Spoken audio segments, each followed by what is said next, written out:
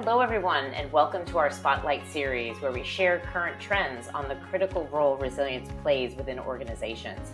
I'm Pam Boris, your host and Chief Marketing Officer here at EQ. Joining me today is Alanna Fincke, Executive Director of Content and Learning. Welcome, Alanna. Hello, very happy to be here today. We're delighted to have you. So let's go ahead and get started. Mental health challenges are common, but the stigma surrounding them can prevent people from seeking the help they need. How can we address and reduce stigma around mental health, particularly in the workplace?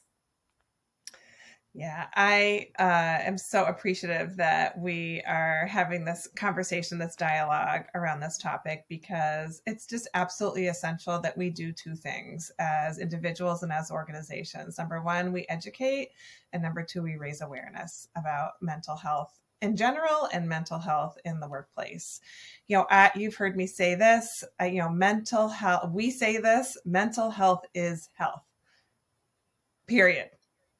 The end. Right. I always use the analogy that there's three legs to a stool that make our health, and it's mental health, our physical health, and our emotional health. And if you don't have all three, you don't have health. And, this is how important it is, and we're brought up, talking about physical health. We learn a little bit about that. Yeah, I got to move my body. I should eat the right things, whether we do or not. We are educated, more in the world and when it comes to our physical health. But, the mental and emotional health, the mental emotional well-being side is often left to the wayside and is not, we are not given the tools that we need. And it is just important as our physical health. So true. And I think one of the things that I'm sort of encouraged by, and I'm curious to know if you are too, is that stigma seems to be less with the younger generations. They seem to be more comfortable discussing topics freely with their peers, with their boss, with their family members. And I'm wondering if you've seen that and if that maybe harkens for a better future in organizations. That's a great question. I know I've seen it too. And it's a wonderful thing to see. I mean, we've seen younger celebrities coming out, sharing their mental health struggles, which I think is incredibly powerful when we see people that we look up to, when we see people that are really strong and powerful coming out, admitting that they're human too, and that they're vulnerable.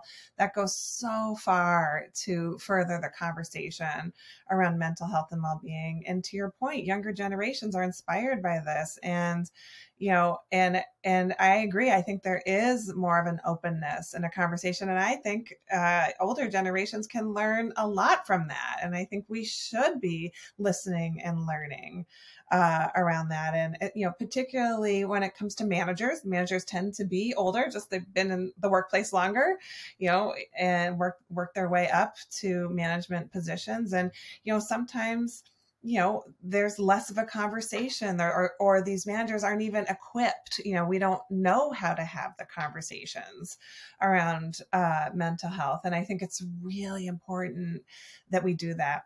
Yeah, it's really a new competency for managers, is it not? To be able to talk about this stuff and really support their teams. 100%. I like to talk about creating a culture of mental well-being in our teams. And, that means exactly what it says, right? We need to do that. We need to create a culture of mental well-being. And what does that mean? Well, burnout, anxiety, and depression are the three most common mental health issues that we see in the workplace.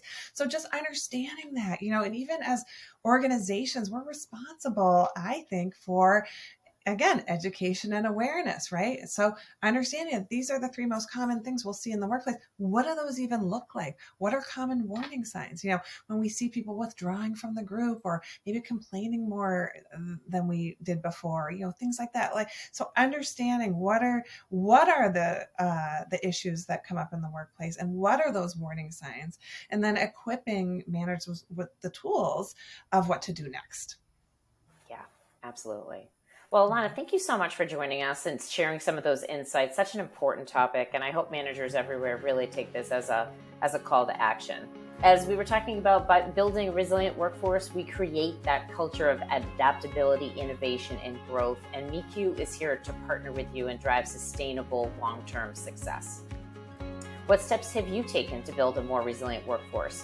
Share your thoughts at events@mequilibrium.com, and let's continue the conversation. And please visit resilience2023.com to learn about our upcoming programming. Thanks again for watching, and we'll see you next time.